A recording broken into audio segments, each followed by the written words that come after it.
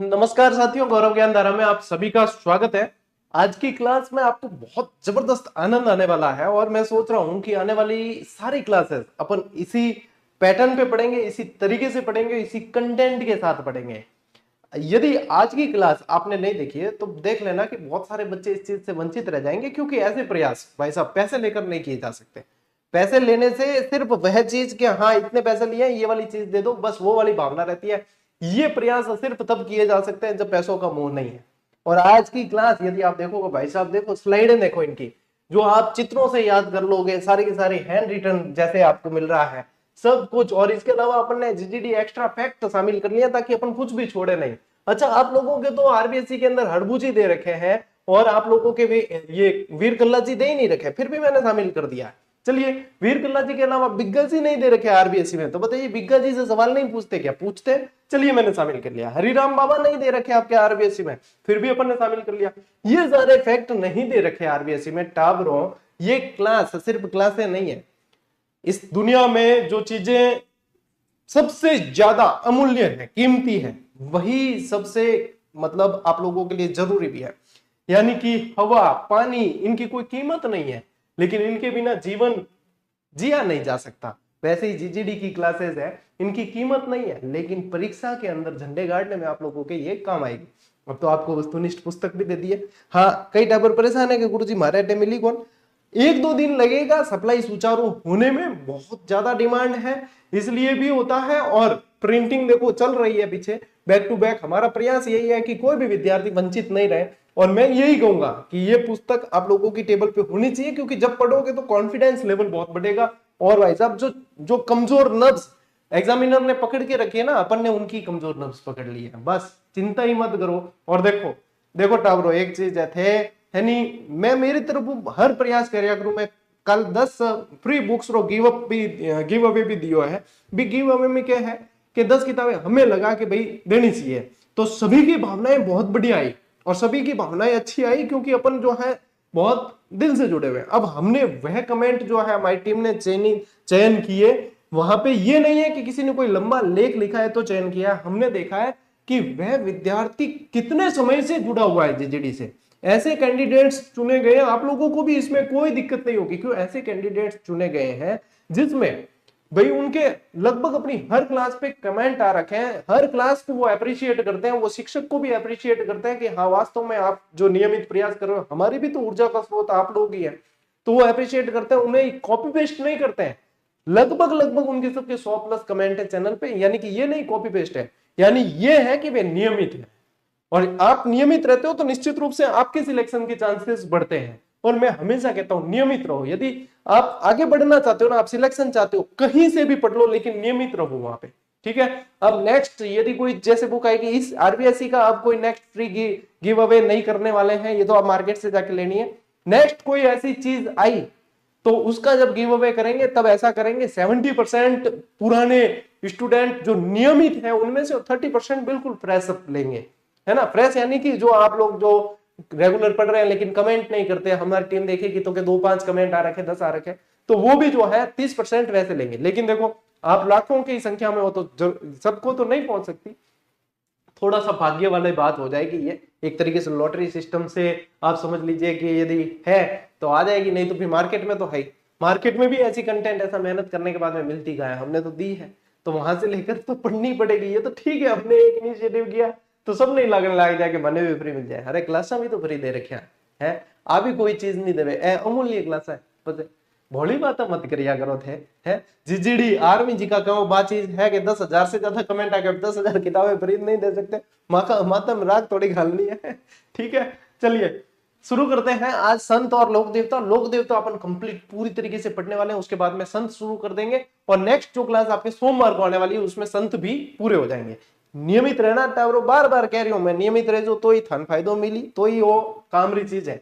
चलो सबू पहला बेटा कि अब रामसा पीर महाराज की जय बोला। और रामसा पीर ने पढ़ा, देखो कितनी तगड़ी तरीके हो कि भैरव राक्षस ने मारियो, भैरव व्यक्ति ने मारियो, तो देखो डायरेक्ट भी याद हो जाए है कि ओ कौन है, वो भैरव है भाई, इन मारियो भैरव का वध किया तो ये भैरव है, ये पता चल जाएगा आप लोगों को, है इनकी ध्वजा पता चल जाएगी। तो इनका जन्म कहाँ होता है, ये पूछा गया प्रश्न कि ये कौन से वंश के अंदर इनका जन्म हुआ। ये तंवर वंशी राजपूत थे।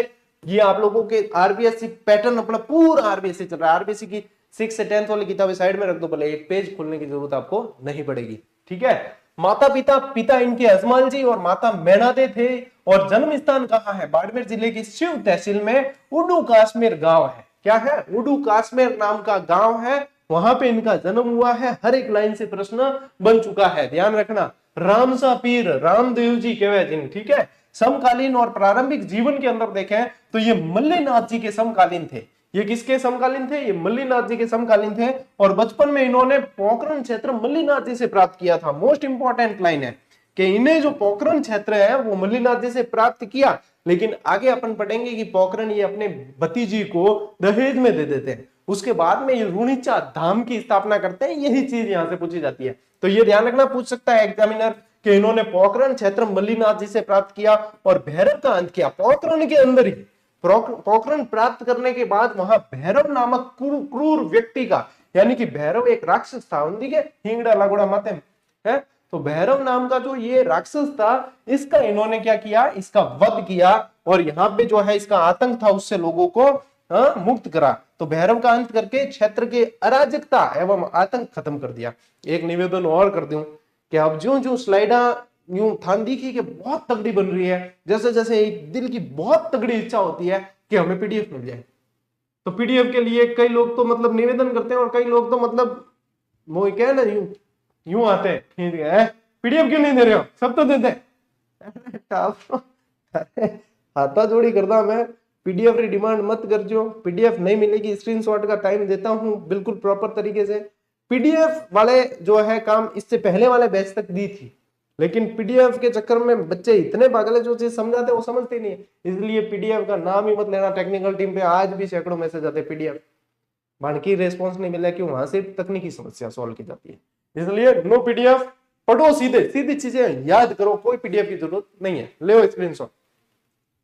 अरे इतनी बढ़िया मेहनत कौन करा रहा है, पेड कोर्स में कौन करा है लोग।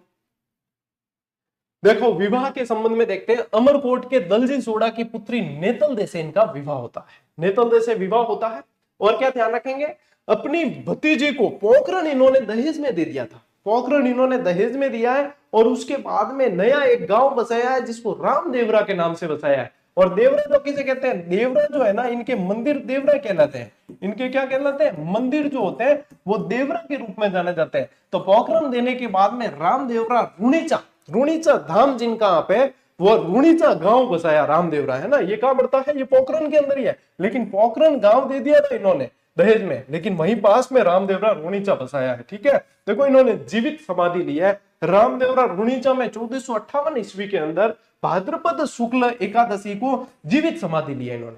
भाद्रपद शुक्ल एकादशी को जीवित समाधि ली है, ये ध्यान रखना है। और भाद्रपद शुक्ला द्वितीया को विशाल मेला लगता है, द्वितीया से लेकर 10वीं तक इनका विशाल मेला लगता है, जिसमें लाखों जातरू आते हैं, अलग अलग जगह से लाखों जातरू किनके, जो पैदल यात्री इनके मेले में शामिल होने के लिए जाते हैं, वो इनके जातरू कहलाते हैं। क्या कहलाते हैं, जातरू, है ना। ये श्रावण भाद्रपद महीने में आप लोगों को सभी जगह चारों तरफ सड़क के किनारे जो है पचरंगी ध्वजा लेकर नेजा लेकर चलते हुए दिखेंगे, तो ये जातरू कहलाते हैं, जो मेले में शामिल होने के लिए जाते हैं। लाखों की संख्या में लोग होते हैं।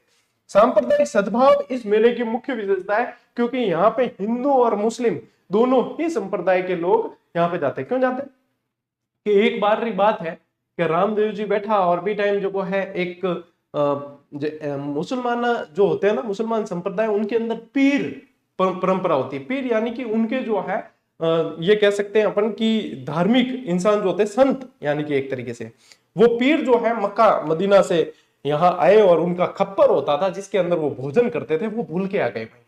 और यहाँ पे जब पता चला रामदेव जी को कि ये जो है खप्पर वहां भूल गए हैं, उन्होंने रामदेव जी ने चमत्कार यानी पर्चा दिखाया। चमत्कार को क्या बोलते हैं, पर्चा दिखा के इनके खप्पर जो है इनको लाकर दे दिए कि आप भोजन करिए, आपके खप्पर ये रहे। तब उन्हें लगा कि ये हम तो है पीर हैं, लेकिन ये पीरों के भी पीर है। तब उन्होंने क्या कहा कि ये तो पीरों के भी पीर है, ये रामसा पीर है, इसलिए फिर इनको मुसलमान जितने भी है, मुस्लिम संप्रदाय के जितने भी इनके अनुयायी है, भक्त हैं, वो राम सा पीर कहते हैं, और हिंदू संप्रदाय या अन्य संप्रदाय के जो है वो रामदेव जी महाराज कहते हैं। ठीक है, ले अब स्क्रीनशॉट ले थे। देखो हम तो कितना बढ़िया हुआ थे। देखो ब्याह वाली बात आई तो ब्याह में थे, देख सक रहे हो एकदम, मतलब आप जो इमेजिन कर सकते हैं अपन दिमाग में वह चीज अपन देख रहे हैं, बिल्कुल जो स्लाइड पे लिखा है, जो अपन समझ रहे हैं, जो पढ़ रहे हैं वही चीज। और मैंने मानस बना लिया है कि अपने आने वाली सारी आरबीएससी की क्लास अपन इसी पैटर्न पे चलेंगे। अब आप लोगों को कमेंट करके जरूर बताना है, और देखो क्लास को शेयर और लाइक करना आपका धर्म है, मैं ये कह रहा हूं, है ना, ये स्टूडेंट का धर्म है, मैं मेरा धर्म निभा रहा हूँ, शिक्षक धर्म, आपका धर्म है लाइक कमेंट और शेयर करना, बढ़िया प्रतिक्रिया देना, और ये बताना मुझे कि ये परफेक्ट पैटर्न है या नहीं, आप लोगों को दिख कैसा रहा है, फॉन्ट वगैरह एकदम परफेक्ट है तो मुझे थोड़ी सी और क्लैरिफिकेशन मिलेगी, जो आएगा मेरे को भी। ये स्लाइड्स बनाने में आज आप मान के चले पूरा दिन गया, लगभग 5 से 6 घंटे लगे हैं इस कंटेंट को तैयार करने में। इतनी मेहनत तो मैं बिना स्लाइड के आ जाता ना पढ़ाने में, तो मैं 1 घंटा पढ़ लेता और 1 घंटा आके पढ़ा लेता, काम हो जाता। ये स्लाइड्स बनाने में ही मेहनत लगती है, सबसे खास बात यह है। ठीक है, लो स्क्रीनशॉट। देखो धार्मिक मान्यताएं और देखें प्रतीक। हिंदू मान्यता के अनुसार इन्हें श्री कृष्ण के अवतार माना जाता है। ये बहुत पूछते हैं ये प्रश्न, और इनको देखो श्री कृष्ण के अवतार के रूप में पूजते हैं। और मुस्लिम मान्यता के अनुसार इन्हें रामसा पीर के रूप में पूजते हैं। और प्रतीक चिन्ह में देखो तो किसी गांव के वृक्ष के नीचे ऊंचे चबूतरे पर रामदेव जी के प्रतीक चिन्ह पगलिए यानी 2 पैर के निशान होते हैं। अब देखो कितना आसान बेटा जी आप लोगों के समझना, ये पगलिए ऐसे होते हैं, पगलिए यानी पैर के निशान। अब यहाँ पे जैसे ये बता रखा है, ये नीचे जो है जमीन पे भी बनाए जाते हैं, तो ये पगलिए यानी पैर के निशान, चरण चिन्ह स्थापित किए जाते हैं। और इन स्थानों को थान कहा जाता है। क्या कहते हैं? थान कहते हैं। जैसे कि देखो पेड़ के नीचे ये यहाँ पे स्थापित किया तो ये थान कहलाएगा, ये पगलिए है। मुस्लिम मान्यता के अंदर इन्हें रामसा पीर कहा जाता है, हिंदू मान्यता में श्री कृष्ण के अवतार कहा जाता है। Is that clear? यहां से बातें बिल्कुल दिमाग में बैठ रही है, समझ में आ रही है? यहीं से प्रश्न बनने हैं आप लोगों के, चिंता किसी बात की नहीं करनी है, यही प्रश्न है, सारे के सारे प्रश्न दे रहा हूं आप लोगों को। अब देखो इन्होंने कामड़िया पंथ चलाया, इनके जो अनुयायी है वो कामड़ जाति के अनुयायी और कामड़िया पंथ की इन्होंने स्थापना की, सामाजिक सुधार के कार्य किए। तो रामदेव जी द्वारा कामड़िया पंथ की स्थापना की गई और इस पंथ के अनुयायियों द्वारा रामदेव जी के मेले में 13 ताली नृत्य किया जाता है, जिसकी प्रसिद्ध नृत्यांगना आप लोगों को पता है मांगी बाई है। और 13 ताली नृत्य किया जाता है जो महिला द्वारा, यहाँ पे जैसे पुरुषों का फोटो शो आया, लेकिन मुख्य रूप से महिला द्वारा किया जाता है। एक कोहनी पे भी मंजीरे बांधे जाते हैं, मंजीरे होते हैं उस 13 ताली नृत्य में। लोक नृत्य के अंदर और डिटेल में 13 ताली नृत्य पढ़ेंगे ना, हाथों में भी पकड़े जाते हैं, कुल 13 मंजीरे होते हैं उसके अंदर। ठीक है, ये नृत्य किया जाता है। व्यक्तित्व के अंदर अपन देखें, रामदेव जी वीर होने के साथ साथ एक महान समाज सुधारक भी थे और इन्होंने जाति प्रथा, मूर्ति पूजा और तीर्थ यात्रा का कड़ा विरोध किया। जाति प्रथा का विरोध किया, तीर्थ यात्रा का विरोध किया और मूर्ति पूजा का। देखो कहां यहाँ क्रॉस मारे हुए हैं, सीधे के सीधे देख लो डाबरो, यूं बढ़िया है ना, याद नहीं हो सके, बिल्कुल इमेजिनेशन के साथ में जाति प्रथा का विरोध किया, मूर्ति पूजा का विरोध किया और तीर्थ यात्रा का इन्होंने विरोध किया है। ठीक है, कड़ा विरोध किया। 13 ताली नृत्य इनके अनुयायियों द्वारा किया जाता है। अब देखो जाति प्रथा का विरोध किया, आप कैसे मानोगे? क्योंकि इनकी धर्म बहन यदि आप देखोगे डाली बाई का कंगन वहां रूणीचाम के अंदर बना हुआ भी है, वहां डाली बाई का मंदिर भी बना हुआ है, वो मेघवाल जाति से थी और आप तंवरवंशी राजपूत थे। तो जाति प्रथा का बिल्कुल ही इन्होंने खंडन किया है, पूरी तरीके से इन्होंने विरोध किया है। ये चीजें बहुत ध्यान देने लायक है। लीजिए स्क्रीनशॉट लो, बस आगे बढ़ना।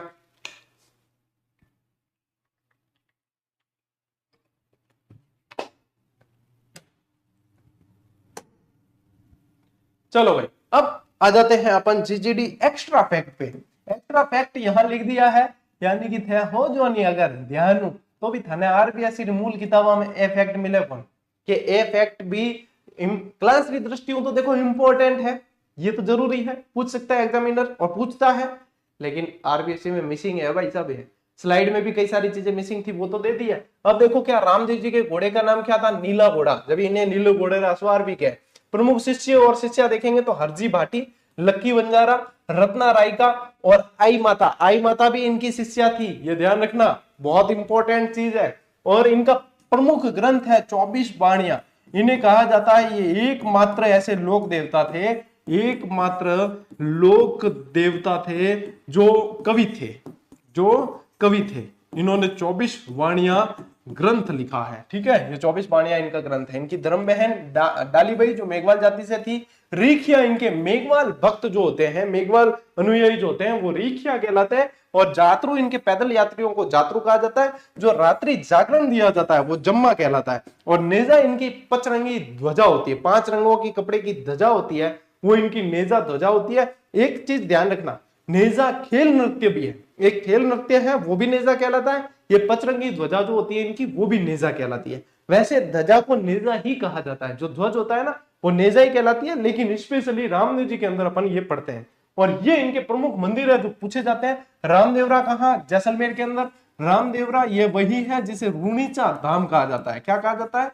रूणीचा धाम के नाम से जानते हैं। बिराटिया जो ब्यावर के अंदर पड़ता है, सूरता खेड़ा चित्तौड़ के अंदर पड़ता है, मसूरिया जोधपुर में पड़ता है, और छोटा रामदेवरा के नाम से जाना जाता है गुजरात में आए हुए एक मंदिर को। ठीक है, तो ये इनके प्रमुख मंदिर है। इसमें सुमेलित वाले प्रश्न बनते हैं, आपको ध्यान रखने हैं। और इसके अलावा ये सारी एक्स्ट्रा चीजें जो आप लोगों को साथ साथ जब रामदेव जी पढ़ रहे हैं तो भाई साहब ये चीजें क्या छोड़ी जाएगी?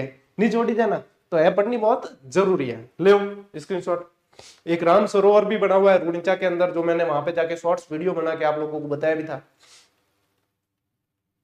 चले आगे, चलो अब बढ़ते हैं मेहाजी मांगलिया की तरफ। मेहाजी मांगलिया तो पंच पीरों के अंदर शामिल है। कल आप लोगों को बताया था ना, गोपा राम है, इस तरीके से याद रखना है। तो पंच पीर में शामिल है मेहाजी मांगलिया। अब मांगलिया यानी इनकी गोत्र नहीं थी, ये तो पवार क्षत्रिय थे, लेकिन इनकी ननियाल की गोत्र थी ना वो मांगलिया थी। तो वहां से इनकी जो है ये गोत्र वहां से पड़ी है। और ये चीज बहुत इंपॉर्टेंट है, ये चीज पूछी भी जाती है, और जब कंसेप्ट वाला प्रश्न बनेगा तब पूछेंगे ये चीज। तो ध्यान रखिए, मेहाजी मांगलिया राजस्थान के पंचपीरों में गिने जाते हैं और राव चुंडा के समकालीन थे। राव चुंडा कौन? जोधपुर के शासक। ठीक है, जोधपुर के शासक थे ये।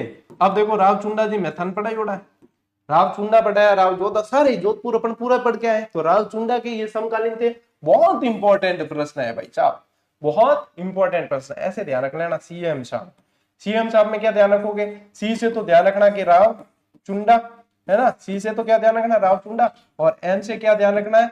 मेहाजी मांगलिया। क्या ध्यान रखना है? मेहाजी मांगलिया। तो सीएम साहब याद रख लेना, आप लोगों को मेहाजी मांगलिया ध्यान रह जाएंगे कि किसके समकालीन थे। अब देखो इनका जन्म जो है पवार क्षत्रिय राजपूत में हुआ है, पवार क्षत्रिय परिवार के अंदर हुआ है जन्म, लेकिन भाई साहब गोत्र के है मांगलिया। पालन पोषण, इनका पालन पोषण जो है अपने ननियाल मांगलिया गोत्र में हुआ है। तो नामकरण ननियाल के गोत्र के कारण मेहाजी मांगलिया के नाम से प्रसिद्ध हुए। तो ननियाल के गोत्र के कारण ये मेहाजी मांगलिया के नाम से प्रसिद्ध हुए। और देखो लालन पालन हुआ ननियाल के मायके, तो बढ़िया दिखे हैं इन स्लाइड में, है ना, कितनी बढ़िया चीज है। देखो टेक्नोलॉजी का बिल्कुल सही इस्तेमाल करते हुए आप लोगों को पढ़ाया जा रहा है। और क्या है कि समय के साथ यदि नहीं चलते तो समय आपको जो है उड़ा देता है। तो इसलिए समय के साथ चलना बहुत जरूरी है। आने वाले समय में आप प्राइवेट जॉब तो आप भूल जाओ कि बहुत कम लोग, मतलब वास्तव हकीकत बता रहा हूँ, प्राइवेट जॉब नौकरियां बहुत खत्म होने वाली है। प्राइवेट जॉब पहले खत्म होगी, उसके बाद में गवर्नमेंट जॉब भी खत्म होगी। आने वाले समय में गवर्नमेंट जॉब भी खत्म होने वाली है, लेकिन फिर भी अभी जो जितने लग जाएंगे 4-5 साल के अंदर, तो वो गवर्नमेंट में एक तरफ सेफ हो जाएंगे। क्यों? अंदर आ गए, उनके लिए तो विकल्प कुछ ना कुछ देना पड़ेगा। हाँ, आपको टेक्नोलॉजी फ्रेंडली होना पड़ेगा, आपको एआई से संबंधित ज्ञान होना पड़ेगा, उसके अनुरूप काम करना पड़ेगा। लेकिन अंदर घुस गए तो एक तरीके से फिर भी सेफ हो। प्राइवेट नौकरियां देखना आज, मतलब हर दिन हजारों लोग बेरोजगार हो रहे हैं, बेरोजगार, जिनके पास में रोजगार था वो भी बेरोजगार हो रहे हैं। तो इसलिए मेरे जितने भी स्टूडेंट हैं जो मुझे देखते हैं और सुनते हैं, ध्यान रखना, सिर्फ नौकरी के भरोसे मत रह जाना। अपने अंदर एक टैलेंट को पहचानना कि मेरा और कौन सा टैलेंट है, एक स्किल्स मजबूत करना, अपने कौशल एक विकसित करके रखना।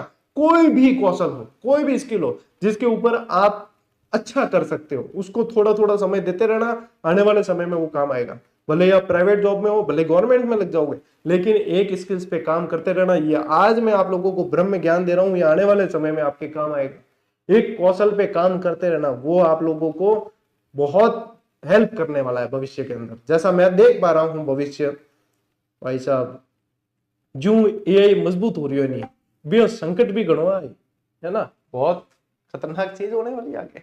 इसलिए अपने कौशल को विकसित करते हुए चलना। लो स्क्रीनशॉट। देखो स्वभाव देखें तो अत्यधिक स्वाभिमानी स्वभाव के थे इनके जो है स्वाभिमानी स्वभाव के कारण इनके अनेक शत्रु हो गए। क्योंकि स्वाभिमानी स्वभाव का जो व्यक्ति होता है ना, उसके मित्र कम शत्रु ज्यादा होते हैं, तो इनके भी अनेक शत्रु हो गए। अंत में जैसलमेर के राव रणदेव भाटी से ये युद्ध करते हुए वीरगति को प्राप्त हुए। और मोस्ट इंपोर्टेंट सवाल है ये, भाई साहब पूछ सकते हैं आपको कि रणदेव भाटी लड़ता हुआ मेहाजी जी को है वीरगति प्राप्त हुआ था। ठीक है, अब देखो ये शकुन शास्त्री के रूप में जाने गए, ये एक अच्छे शकुन शास्त्री थे। शकुन यानी कि यूं देख सकते थे कि इनको पता चल जाता था क्या शकुन होने वाला है, मतलब क्या चीजें होने वाली है एक तरीके से, है ना। यानी ज्योतिष की अच्छी विद्या थी इनके पास। लोगों की सेवा सहायता करने एवं उन्हें संरक्षण देने के कारण वे लोक देवता के रूप में पूजे जाने लगे। क्योंकि देखो ये लोगों का भला करते थे, तो लोग क्या है, लोग कहते हैं कि देवता आदमी है, कि ये तो यानी कि यार परहित के लिए जी रहा है ये आदमी, ये तो आदमी देवता आदमी है, तो उसकी पूजा करने लग जाते हैं जब उस व्यक्ति की, तो वो लोक देवता हो जाते हैं, यानी लोगों द्वारा पूजे जाने वाले, लोगों द्वारा पूजे जाने वाले लोक देवता कहलाते हैं। अब देखो मंदिर और मेले देखें तो इनका मुख्य मंदिर बापणी के अंदर पड़ता है, बापणी फलोदी। ठीक है, और यहाँ भाद्रपद कृष्ण अष्टमी को मेला पड़ता है। अच्छा बताओ, कमेंट करो, बताइए कि भाद्रपद कृष्ण अष्टमी ने क्यों त्योहार है, सबने ध्यान है। ठीक है, तो त्योहार में पढ़ा, लेकिन तो भी जो है थे बता सकोगे हाँ वो त्योहार आवे, है ना। तो ये जो है बताना, और बापणी फलोदी के अंदर पड़ता है, ये ध्यान रखना। और ये अपने मंदिर और इनके मेले का दिन ध्यान रखना है, लो स्क्रीनशॉट। चलो देखो अब कुछ एक्स्ट्रा कि इनके पिताजी का नाम गोपाल राज सांखला, घोड़ा इनका किरण काबरा, और वीर मेहा प्रकाश एक ग्रंथ है जिसकी रचना जसदान बिट्ठू ने की है। किसने की है? जसदान बिट्ठू। घोड़े का नाम ध्यान रखना, किरण काबरा इनके घोड़े का नाम है, मोस्ट इंपॉर्टेंट चीज है। ठीक है, ले लियो स्क्रीनशॉट, तो बड़ा आ गया। ओके चलिए हड़बू जी, अब क्या पढ़ते हैं हड़बू जी। देखिए पिता बुंडेल नागौर के महाराज सांखला के पुत्र थे ये। ठीक है, बुंडेल नागौर के महाराज सांखला के पुत्र थे, ये ध्यान रखना, यहाँ पे ये नाम शायद गलत आया। ठीक है, फिर देखो समकालीन राव जोधा के समकालीन थे, राव जोधा के समकालीन थे हड़बू जी। और जोधा को इन्होंने जो है कटार भेंट की थी, ये भी ध्यान रखना, आशीर्वाद दिया था कि जोधपुर की स्थापना करने के लिए। तो राव जोधा के ये समकालीन रहे हैं। स्थान और देखें आदि, तो देखो स्थान का त्याग, पिता की मृत्यु के पश्चात बुंडेल छोड़कर हरबम जाल चले गए थे। ये कहां चले गए थे? हरबम जाल, हरबम जाल ये चले गए थे और वहां पे आके रहने लगे। और प्रेरणा देखिए रामदेव जी से प्रेरणा लेके इन्होंने अस्त्र शस्त्र त्याग दिए थे, अस्त्र शस्त्र त्याग दिए थे। रामदेव जी से प्रेरणा लेकर अस्त्र शस्त्र का त्याग कर लिया था। रामदेव जी इनके मौसेरे भाई थे, ये ध्यान रखना। और दीक्षा देखो, रामदेव जी के गुरु भाई बालीनाथ जी से इन्होंने दीक्षा ली थी, रामदेव जी के गुरु भाई बालीनाथ जी से इन्होंने दीक्षा ली थी, ये भी अपने को ध्यान रखना है। ये किनके बारे में? हड़बू जी के बारे में। अब देखो हड़बू जी ऐसे भी लिखा मिलेगा, कई जगह हड़बू जी ऐसे भी लिखा मिलेगा। ठीक है, तो कंफ्यूज मत होना, ये एक ही है। ठीक है ना, एक ही बात है। लो स्क्रीनशॉट, हरबम जाल कर देना। ओके, अब देखिए राव जोधा और इन्होंने कैसे सहायता की। तो राव जोधा को क्या लोक मान्यता? राव जोधा को मेवाड़ के अधिकार से मंडोर को मुक्त कराने के प्रयासों के दौरान इन्होंने आशीर्वाद दिया, क्योंकि मेवाड़ के अधीन आ गया था जोधपुर। तो रणमल, और आप लोग को पता वाली स्टोरी बताई थी, भारमली ने रणमल को जहर देकर मार दिया था, उसके बाद जोधा वहां से भाग के गया था। तो जब जोधपुर पे वापस अधिकार करने के लिए इन्होंने आशीर्वाद दिया था। ठीक है, और आशीष के साथ इन्होंने राव जोधा को एक कटार भी दी थी। तो यहां से देखो ये कटार भेंट कर रहे हैं, तो इन्होंने आशीर्वाद दिया और कटार भेंट की थी कि भाई आपका विजय हो जाएगी। तो इस सहायता और आशीर्वाद से जब यह भूभाग जोधा के अधीन आ गया, तो जोधा ने इन्हें बेंगटी गांव प्रदान किया। जोधा ने इन्हें भेंट स्वरूप बेंगटी गांव दिया, जो फलोदी के अंदर पड़ता है। बेंगटी गांव पड़ता है फलोदी के अंदर। अब ये स्टोरी समझ में आ रही है ना पूरी? क्या हाँ भाई, इन्होंने आशीर्वाद दिया, जोधा ने जोधपुर पे अधिकार कर लिया, इन्होंने जो है इनके महाराज को फिर यहाँ पे बेंगटी गांव भेंट दे दिया।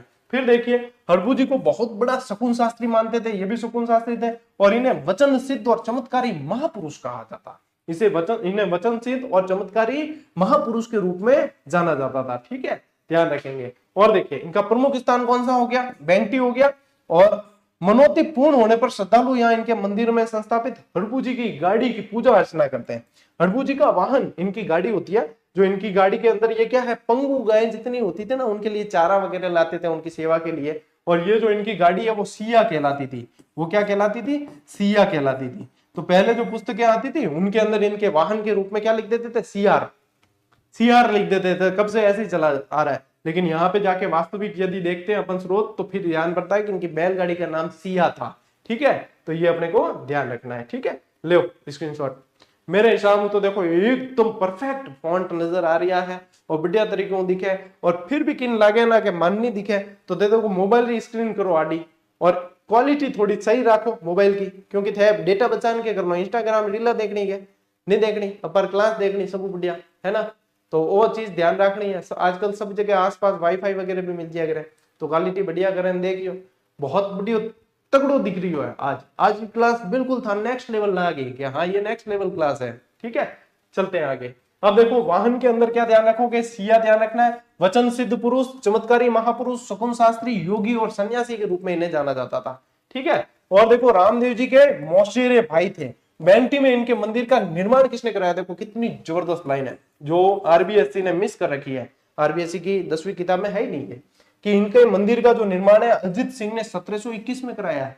अब देखो जोधा ने बेंटी भेंट दिया, लेकिन इनके मंदिर का जो निर्माण है वो अजित सिंह ने करवाया है 1721 के अंदर। बहुत मोस्ट इंपॉर्टेंट है। ठीक है, ले स्क्रीनशॉट ले लो, आगे बढ़ा। देखो अब पढ़ते हैं वीर कल्ला जी। वीर कल्ला जी आप लोगों के सिर्फ 2 लाइन दे रखी है आरबीएससी के अंदर, डिटेल नहीं है, तो मैंने पूरी डिटेल ही शामिल कर लिया ताकि आप लोगों को बढ़िया तरीके से समझ आए। देखो कल्ला जी का जन्म विक्रम संवत 1601 यानी 1544 के अंदर अश्विन शुक्ला अष्टमी को होता है, और जन्म स्थान इनका सामियाना गांव है। जन्म स्थान कहाँ है, सामियाना गांव। ये जो है आस सिंह जी के यहाँ पे इनका जन्म होता है, और मीराबाई इनकी बुआ थी। मीराबाई जो है इनकी बुआ थी, और ये जयमल इनके चाचा थे। ठीक है, ये ध्यान रखना है। अकबर के चित्तौड़ घेरे के दौरान 1567-68 की बात है, जयमल राठौड़ जब अकबर की गोली से घायल हो गए, जयमल राठौड़ जब किले की मरम्मत कर रहे थे, तब अकबर ने कहा कि कोई आदमी मरम्मत कर रहा है, बंदूक ला जा मेरी। और बिन बंदूक रो नाम भी पूछ सके, संग्राम नामक बंदूक है। मन तो डर हुआ है कि बी टाइम वो नहीं पूछ ले गोली नंबर कितना क्या है, क्या हाँ गोलियों के ऊपर जो कुछ मार्किंग होती है नंबर, वो भी पूछ सके कौन सी नंबर की गोली मारी थी। एग्जामिनर भरोसा नहीं है, एग्जामिनर कोई पोंकड़ी चुकड़ो आइकॉन तो वो पूछ भी सके। पोंकड़ी चुकड़ो समझोगे, मारवाड़ी शब्द है, प्योर बिल्कुल प्योर, यानी कि उसकी खिसकी हुई होगी ना अगर, तो पूछ सके। संग्राम बंदूक तो इनको सबको बताया रहा है, आजकल तो गुरुजी भी एक्सपर्ट उड़ा बता दी हुई। संग्राम बंदूक में कौन से राउंड का फायर था जो गोली लगी, ये बताओ। अब एग्जामिनर को प्रश्न मिलेगा नहीं, अब क्या करे, तो फिर क्या कुछ तो यार यूनिक डालना पड़ेगा, तो क्या ये डालो। ऐसा भी कर सकते हैं, करेंगे क्या, नहीं करेंगे। संग्राम नामक बंदूक को गोली ठोकी हो, ध्यान रखिए। संग्राम नामक बंदूक से गोली मारी थी, और वो उनसे जो है ये इनका पैर जख्मी हो गया था, तो ये इनको बहुत दुख हुआ कि मैं जब मुझे मेरे राष्ट्र को मेरी जरूरत है, मेरे मतलब इन लोगों को मेरी जरूरत है, तब मैं नहीं लड़ पाऊंगा, क्योंकि मेरे पैर से बिल्कुल मतलब खड़ा ही नहीं हो पाता। तब इनके भतीजे कल्ला जी राठौड़ ने कहा कि काका जी थान चिंता करने की जरूरत कौन था, भतीजो जिंदो है। इनको बिठाया ऊपर कंधे पे, और क्या आप हाथ तो आपके बिल्कुल सही सलामत है, आप हाथों से लड़ लोगे, तो क्या हाँ, दोनों हाथों में तलवार इन्होंने पकड़ी, और ऊपर काका बैठे थे इन्होंने, भतीजे ने भी बस बढ़िया तरीके से। और बलशाली तो उस समय बहुत होते थे लोग, और भाई साहब जो मारने लगे हैं इनके मुगलों को, तो कई बार ये डाउट हो गया था कि अरे यार बल्लाल देव वाली मशीन उतार दी क्या, वो कटर के ये क्या मामला हो रहा है। तो कोई सैनिक के नहीं वो कटर वो मशीन वहां वाली नहीं है, तो मतलब कोई यूं लगे कि कोई इंसान ही है, लेकिन इंसान तो क्या इतना ऊंचा हो ही नहीं सकता, और इंसान कैसे होगा, ये तो 2 सिर नजर आ रहे हैं और 4 हाथ नजर आ रहे हैं, तो क्या इंसान तो नहीं है। बस ध्यान पड़ी हो गया। बाद में मुगल जो सैनिक आनी बे कह दिया, नहीं नहीं नहीं नहीं, ऐसा सुना था कि राजस्थान में तो कि भाई देवता वगैरह को बहुत मानते, तो इन्होंने तो क्या देवता को ही उतार दिया, इनके सामने तो कोई टिक ही नहीं पा रहा, तो इसलिए इनको कहते हैं 4 सिर और 2 हाथ वाले देवता के रूप में जाना गया है। ठीक है, ये ध्यान रखना, ये स्टोरी थी। अब देखो अकबर के गोली से घायल हो गए थे, तब कल्ला राठौड़ ने जयमल को अपने कंधों पर बैठाकर युद्ध किया था। 2 हाथों से जयमल द्वारा और 2 हाथों से कल्ला जी द्वारा तलवार चलाए जाने के कारण माना जाता है कि कल्ला जी चतुर्भुज रूप में प्रकट हुए। कि चतुर्भुज लोक देवता रूप में, देखो कैसा 3D एनिमेशन के साथ में आपको परफेक्ट नजर आ रहा है, मजा आ गया भाई साहब। ऐसा मैं सुनना चाहता हूं, कमेंट में पढ़ना चाहता हूं, क्योंकि ये देख लो ये नेक्स्ट लेवल है पूरा का पूरा, है ना। फिर देखो इनकी पूजा प्राय नाग के रूप में की जाती है, क्योंकि ये मान्यता है कि ये शेष नाग के अवतार थे। मोस्ट इंपोर्टेंट भाई साहब, काल थान लक्ष्मण जी का अवतार बताया बाबूजी, आज शेष नाग जी का अवतार देख लो, इनमें याद हो जाएगा, शेष नाग के अवतार के रूप में इन्हें जाना जाता था। ले स्क्रीनशॉट, आगे बढ़ा। ओके, अब देखिए डूंगरपुर के सामलिया क्षेत्र के अंदर कल्ला जी की काले पत्थर की मूर्ति स्थापित है, और इस मूर्ति पर प्रतिदिन केसर चढ़ाई जाती है तथा अफीम चढ़ाई जाती है। ठीक है, केसर और अफीम चढ़ाते हैं, इसलिए केसरिया जी के नाम से भी जानते हैं। योगी भैरवनाथ इनके गुरु थे, और नागणे जी माता इनकी कुलदेवी। क्यों, राठौड़ों की कुलदेवी कौन है, नागणे जी माता है। और योगाभ्यास और जड़ी बूटी का इनको बहुत अच्छा ज्ञान था। लोक मान्यता है कि सर कटने के बाद कल्ला जी कबंद यानी कि सर्वहीन धड़ जो है मुगलों से लड़ता हुआ रूनेला गांव की तरफ आगे बढ़ रहा था और वहां पहुंच गए और कल्ला जी की मृत्यु वहीं पे हुई, इसलिए इनकी प्रधान पीठ भी रूनेला को मानी जाती है। ठीक है, रूनेला को मानी जाती है। शामलिया डूंगरपुर के अंदर इनकी काले पत्थर की मूर्ति है, ये ध्यान रखनी है अपने को। इतने मतलब बलशाली और जबरदस्त व्यक्तित्व इनका था। देखो सिर कटने के बाद भी ये कई समय तक लड़ते रहे थे। लो स्क्रीनशॉट। ठीक है, अब देखो वीर बिग्गा जी, इन्हें कहा जाता है वीर बिग्गा जी, और वीर बिग्गा जी से संबंधित भी प्रश्न पूछते हैं, लेकिन अपने आरबीएससी में नहीं दे रखा है, ये सारा एक्स्ट्रा मैटर है भाई साहब, आरबीएससी की किताब से भी। बिग्गा जी का जन्म 1301 ईस्वी में रीडी गांव में होता है। और रीडी गांव कहाँ है? रीडी गांव पड़ता है बीकानेर के अंदर। रीडी गांव कहाँ है? बीकानेर में। और ये एक जाट परिवार में इनका जन्म हुआ था। राव मोहन इनके जो है पिता का नाम था और सुल्तानी इनकी माता का नाम था। ठीक है, बिग्गा जी का जन्म विक्रम संवत 1393 के अंदर मानते हैं, और नहीं, जन्म तो 1301 के अंदर है, और विक्रम संवत 1393 में गौर अक्षात मुस्लिम लुटेरों से युद्ध लड़ते हुए वीर गति को प्राप्त हुए थे। जन्म तो कब हो रहा है इनका? 1301 ईस्वी के अंदर है। 1393 विक्रम संवत के अंदर तो गायों की रक्षा के लिए ये युद्ध लड़ते हुए, याद रह जाएगा ना। ये देखो गायों की रक्षा, गायों को बचा के लेके आए, पीछे जो है मुसलमान लुटेरे यहाँ से आ रहे हैं, तो इनसे जो है युद्ध लड़ते हुए ये वीर गति को प्राप्त हुए। जाखड़ जाट समाज बिग्गा जी को अपना कुल देवता मानते हैं, और ये मोस्ट इंपोर्टेंट कर देना, ये मोस्ट इंपोर्टेंट कर देना, यहां से प्रश्न बहुत बनने की संभावना है। बीकानेर जिले के श्री डूंगरपुर तहसील में बिग्गा नामक गांव, जो वही रीडी गांव जो है, वहां बिग्गा जी की स्मृति में मेला भी आयोजित होता है रीडी गांव के अंदर। रीडी गांव बीकानेर। ठीक है, बिग्गा जी के माए ए ध्यान रखना थान चीज आदि तो है ना क्लास थाने हम चित्रों याद हो जाए। चित्रात्मक इतनी जबरदस्त है कि आदि तो आपको चित्रों से ही याद हो जाएगी। वो बताओ और टाबरों क्या चाहिए? यूं कहते हैं ना कि अंधा क्या मांगे? 2 आंखें। टाबर का मांगे बढ़िया कंटेंट और सही तरीके से दिमाग में बैठा है कंटेंट, बस। फिर पढ़ते हैं अपन हरिराम बाबा, जिन्हें हीरामल बाबा के नाम से भी जानते हैं। हरिराम बाबा का जन्म विक्रम संवत 1659 में हुआ है, और हरिराम बाबा के पिता का नाम राम नारायण, माता का नाम चंदनी देवी और गुरु का नाम भूरा था। यदि देखें अपन, हरिराम बाबा का मंदिर कहाँ है? सुजानगढ़ से नागौर मार्ग पर जोडा गांव में पड़ता है। कहां पे? जोडा गांव के अंदर इनका मंदिर है हरिराम बाबा का। मंदिर के गर्भगृह की विशेषता यह है कि इसमें बाबा की मूर्ति नहीं है, बल्कि सांप की बांबी और बाबा के प्रतीक के रूप में चरण कमल होते हैं। ठीक है, सांप की बांबी, देखो कितना बढ़िया तरीके से याद हो जाए, सांप की बांबी और चरण कमल के रूप में इनकी पूजा की जाती है। मंदिर के अंदर मूर्ति नहीं है टावरों। ये तरीके याद रखनी, हम चीजा जो है इफेक्टिव तरीके याद रखनी, डायरेक्ट चबट बैठ होना। एग्जाम में यदि प्रश्न आएगा तो मेरी आवाज तो सुनाई देगी, साथ में चित्र भी दिखेगा क्या? हाँ, सर ने बताया सांप की बाबी, सांप निकला हुआ था चित्र में से, है ना, तो फिर याद। चलिए, चैत्र शुक्ल चतुर्थी और भाद्रपद शुक्ल चतुर्थी को इनका मेला लगता है, ये भी ध्यान रखना। कहां पे? जोडा गांव के अंदर। ठीक है, कहां पे? जोडा गांव के अंदर। ठीक है, ले स्क्रीनशॉट।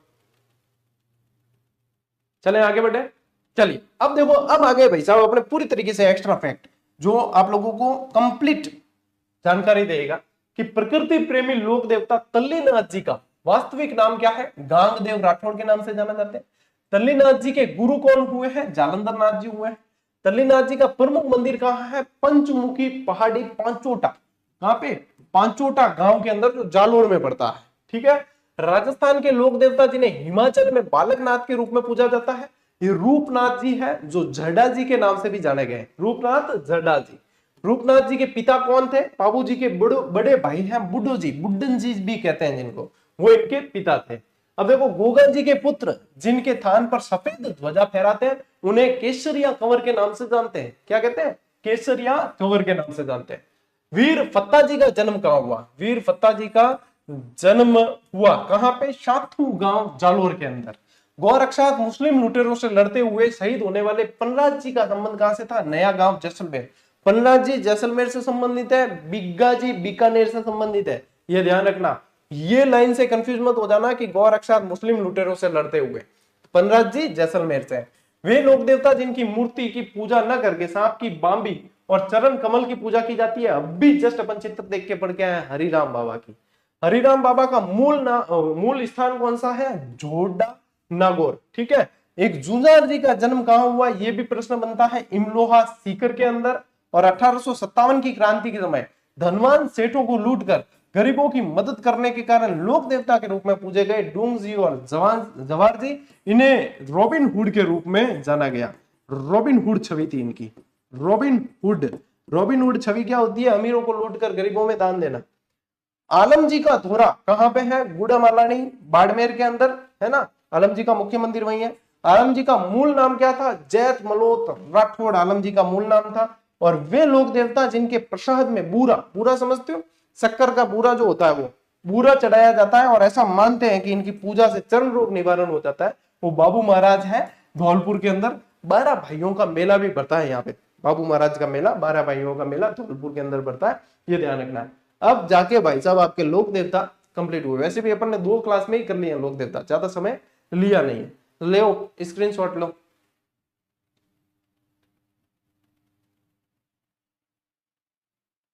चलो भाई आगे बढ़े। अब बढ़ते हैं अपन लोक संतों की तरफ। ये थे अभी तक पढ़े अपन ने लोक देवता, और अब अपन बढ़ रहे हैं लोक संतों की तरफ। सबसे पहले अपन पढ़ेंगे लोक संत धन्ना जी, ठीक है। यानी कि जहां से अपन मानते हैं कि संत परंपरा का, या यहां से जो शुरुआत हुई है, इसे कहते हैं भक्ति आंदोलन, ठीक है। भक्ति आंदोलन की शुरुआत राजस्थान में श्रेय किसे जाता है? तो वो धन्ना जी को जाता है, ठीक है। तो क्या ध्यान रखेंगे कि राजस्थान में धार्मिक आंदोलन का श्री गणेश करने का श्रेय किसको जाता है? धन्ना जी को जाता है। और जन्म देखेंगे तो धन्ना जी का जन्म टोंक जिले के धुवन गांव में 1415 के अंदर हुआ है। कहां हुआ है? ये देखो यहाँ पे लिखा हुआ भी है, धुवन गांव, टोंक जिला, राजस्थान के अंदर 1415 के अंदर। परिवार इनका जन्म एक जाट परिवार में हुआ। आजकल ये बहुत पूछते हैं। और बाल्यकाल से ही इनकी प्रवृत्ति धार्मिक थी। बाल्यकाल से ही मतलब धार्मिक प्रवृत्ति के थे, ये अपने को ध्यान रखना है, ठीक है टाबरो। स्क्रीनशॉट लो। अरे मेरी टाइम तो कोई एडे पढ़ाने वाला मतलब मास्टर मिलिए को नहीं। मैं आज भी माने मतलब दुआ देता कि हाँ मास्टर साहब बहुत प्रयास करियो थे। अब थान तो यही तरीके पढ़ा रही थान तो कहाँ खाली 8 बजे तो क्लास देख लिया करो बस, ताकि नियमित रहने की आदत पड़ जाए। नहीं तो आदत बिगड़ी उड़ी है। 8 बजे क्लास देखो, कौन थान लागे कि मैं तो कल देखूं, काम है। स्त्रियों को, बहनों को ये लगता है कि हमारे तो बच्चे हैं, परिवार है। पुरुषों को क्या, हमारे ऊपर और भी जिम्मेदारियां, दूसरी भी चीजें पढ़नी है। यही चीजों में वो आप माहौल छोड़ देते हो, वो सीखना छोड़ देते हो, वो नियमितता चली जाती है, कोई मतलब नहीं है। जो नियमित रहते हैं ना बच्चे, बहुत ज्यादा उनके चांसेस है सफल होने के, चाहे आप मानो या मत मानो। क्योंकि इससे क्या होते हैं, उनके रूटीन बनता है, उनकी सीटिंग पावर बढ़ती है, बहुत सारे फायदे होते हैं। हर एक सफल व्यक्ति से पूछ लेना कि वो नियमित कितना रहा है अपने पढ़ाई के प्रति। सबसे मूल बात है कि सबसे पहले नियमित रहना सीखो, अनुशासित रहो।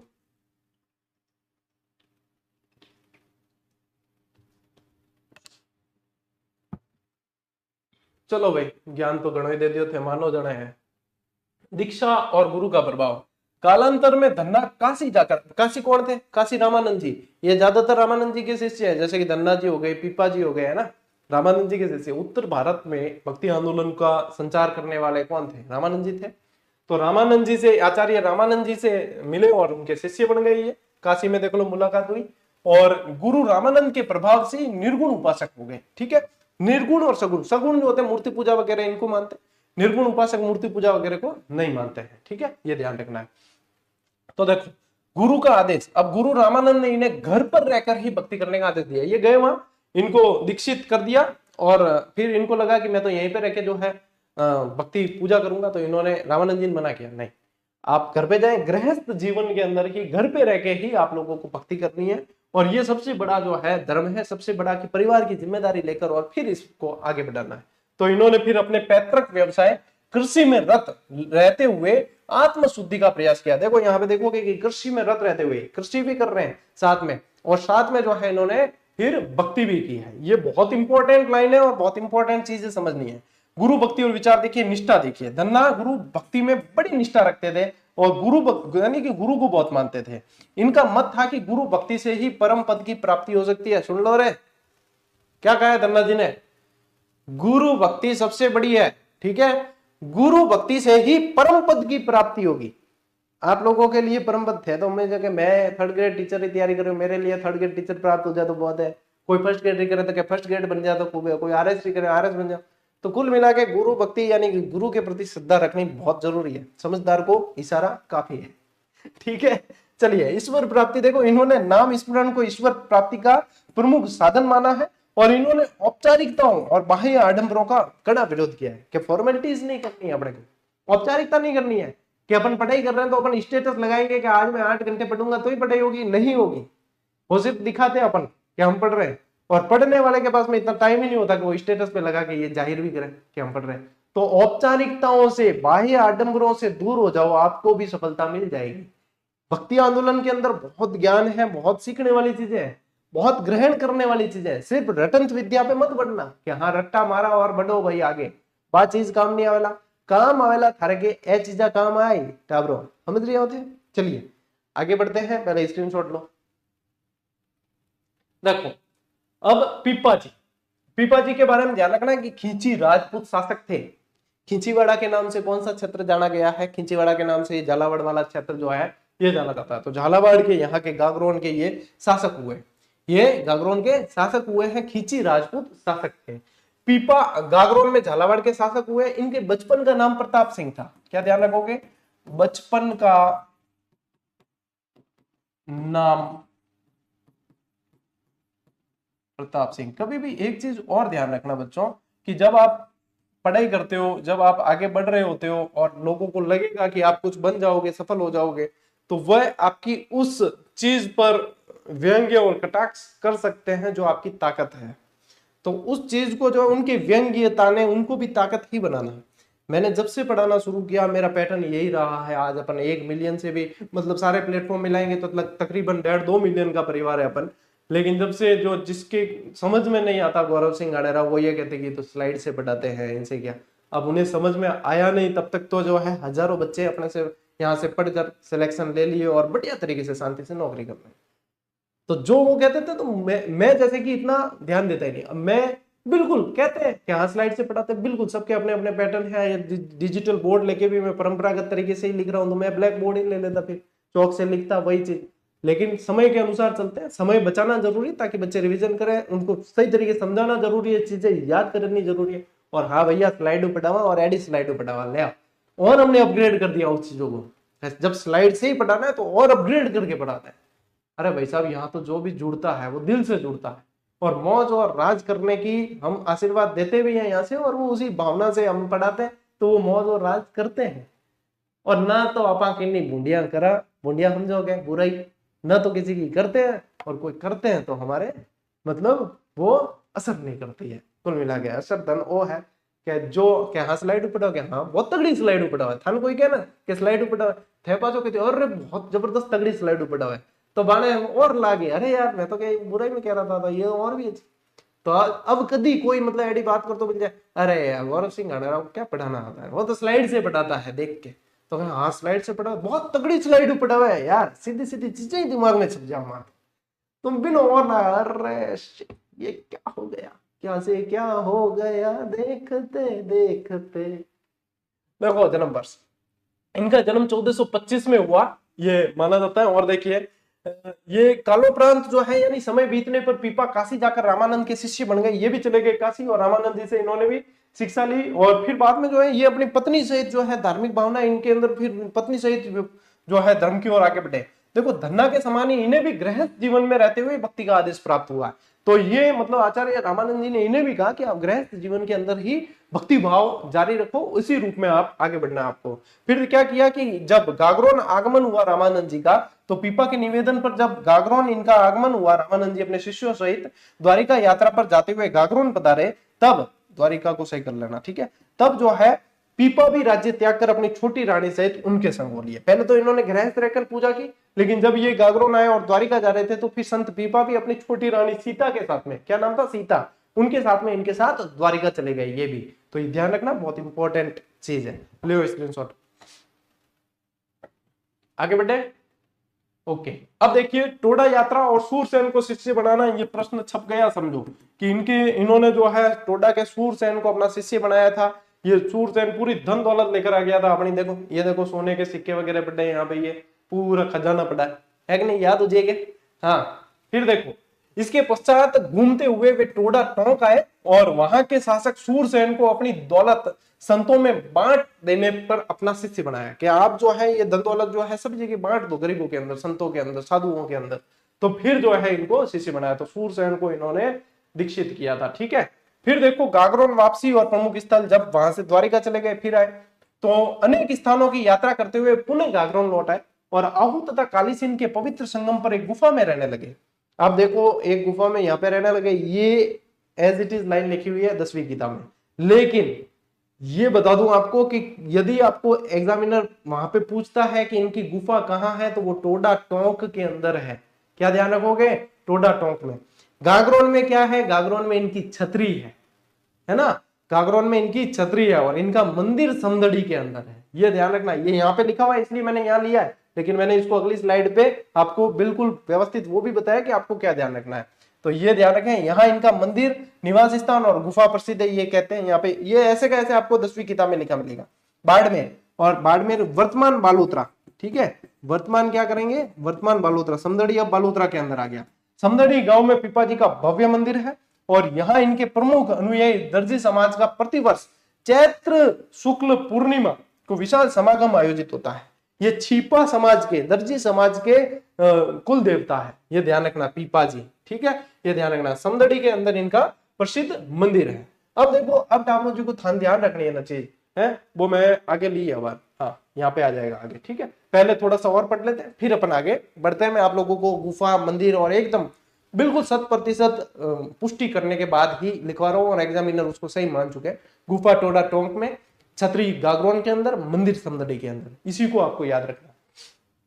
देखो, हस्तलिखित ग्रंथ, पीपा से संबंधित विस्तृत साहित्य हस्तलिखित ग्रंथ भंडारों में उपलब्ध है। इनमें पीपा की कथा, पीपा पर्ची, पीपा की वाणी, साखियों और पद आदि आते हैं। यानी ये सब इनकी जो है ग्रंथों के नाम है। देखो, पीपा की कथा, पीपा पर्ची, पीपा वाणी, साखियों और पद, ये सारे इनके लिखे हुए ग्रंथ हैं। और एक हस्तलिखित ग्रंथ और है, 17वीं शताब्दी में एक हस्तलिखित ग्रंथ में पीपा द्वारा रचित एक चितावनी नामक ग्रंथ भी प्राप्त हुआ है। कौन सा? चितावनी, बहुत मोस्ट इंपोर्टेंट है, पूछते हैं। एक तो चितावनी, एक पीपारी पर्ची। क्या ध्यान रखो? चितावनी और पीपारी पर्ची। अब देखो, धार्मिक और सामाजिक विचार, गुरु का निर्देशन, ईश्वर प्राप्ति में गुरु के निर्देशन को पीपा ने आवश्यक बताया। अरे यार, संतोरी यानी कि थे यानी जो ए सब आनी बात मान लो ना, तो आ सब जन वही क्यों है कि भाई गुरुजी जी को है नहीं, बे गुरुजी की बात थे मान लिया करो, है हाँ। मोक्ष प्राप्ति, भक्ति, नाम स्मरण को ये मोक्ष प्राप्ति का प्रमुख साधन मानते थे। और पीपा जी भी देखो, मूर्ति पूजा का विरोध करते हुए ईश्वर उपासना करने पर जोर देते हैं। इन्होंने भी यहाँ पे मूर्ति पूजा का विरोध किया है। पीपा ऊंच नीच में विश्वास नहीं करते थे और प्राणी मात्र की समानता बताते हैं कि प्राणी मात्र की समानता का समर्थन करते हुए कहते हैं कि ईश्वर की दृष्टि में सभी प्राणी समान है। क्या कहते हैं? ईश्वर की दृष्टि में सभी प्राणी समान है। किसने शिक्षा दी है? ये संत पीपा जी ने। ले स्क्रीनशॉट टाबरों।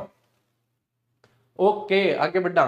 देखो, धन्ना जी द्वारा पद, धन्ना जी की आरती है, धन्ना जी द्वारा रचित जो पद है वो धन्ना जी की आरती के नाम से जाने जाते हैं। और धन्ना जी के कुछ पद गुरु ग्रंथ साहिब में भी देखने को मिलते हैं। ये मोस्ट इंपोर्टेंट है। संत पीपा जी के बचपन का नाम अभी आपको मैंने बताया था, प्रताप सिंह। पीपा जी की गुफा टोडा के अंदर, टोडा टोंक, टोडा कहां पड़ता है? टोडा टोंक के अंदर। समदड़ी कहां पड़ता है? समदड़ी बालोतरा में पड़ता है। कहां पे है? बालोतरा के अंदर। पीपा जी का मंदिर कहां है? समदड़ी के अंदर। पीपा जी की छतरी कहां है? गागरोन झालावाड़ के अंदर। कहां पे है? गागरोन झालावाड़ के अंदर इनकी छतरी है। ठीक है टाबरो, ले स्क्रीनशॉट। अब देखो, है आगे जी, तो स्लाइड तो आगे है और, लेकिन मैं सोच रहा हूं कि इस क्लास को यहीं पे आपको 4 स्लाइड और है, तो आगे जो संत वाली एक क्लास और लेनी है अपने को, तो उसमें जो है अपन वो वाली पढ़ लेंगे, है ना, संतों वाले के अंदर। और भाई साहब टाबरो ध्यान दो, एक तरफा माहौल मार्केट का, एक तरफा। जब देखो मेहनत किसी चीज के प्रति बहुत की होती है ना, अपनी लास्ट काफी समय से ऐसी, मतलब ज्यादा पुस्तकें अपने लास्ट काफी समय आप देखोगे, साल 1.5 साल कोई नहीं दी ऐसी, क्योंकि हम मेहनत कर रहे थे। और वो Manjhi, the mountain man, Dashrath Manjhi का है ना, लैप फिर आ गए। मैंने क्या सोचा था कि नहीं आएगा, अरे जब तक तोड़ेंगे नहीं तब तक छोड़ेंगे नहीं। बच्चों के लिए मेहनत की है और इतनी जबरदस्त मेहनत की है, जो आप विमोचन का वीडियो देख चुके होंगे, जो आप प्रतिक्रिया बच्चों की देख चुके होंगे, भाई साहब ये प्रतिक्रियाओं के लिए तो हम मेहनत करते हैं। तो बढ़िया तरीके से पढ़ो और पढ़ने के बाद मुझे फीडबैक देना, पढ़ने के बाद देना। और यदि कोई करेक्शन लायक चीज लगे, कोई मिस टाइपिंग यदि आपके नजर में आ जाए तो उसे मार्क करके बताना, ताकि उसमें और सुधार किया जा सके। ठीक है, ताकि थे देखो थे, एक तो मैं देखा, मैं 4 बार देख चुकिया सारे ही। ठीक है, और मैं देखा तो कितना 4 आंखें देखा, और थे देखो तो हजारों आंखें देखो, तो कई चीज जो है एडी नजर भी आ जाया करे जब रेगुलर पढ़ा गया। हाँ तो एडे वे कोई वे तो बताई दो, ताकि और भी परिष्कृत हो सके चीज। और पढ़ो तभी तो भाई साहब मेहनत करिए, जिन्होंने आनंद जरूर लियो। ठीक है, सेकंड ग्रेड वालों के लिए आप लोगों को बताया दिया 7300 दे रखी है ना। ये पूरे नए जो है प्रश्न सब दे रखे हैं इसके अंदर, पढ़ो बढ़िया तरीके से, किताबों से बेहतर कुछ नहीं। ठीक, तो आज की इस क्लास में साथियों इतना ही। अब मिलते हैं अपन अगली क्लास में, अगले सेशन में, अगले वीडियो के अंदर। तब तक के लिए राम राम, जय हिंद।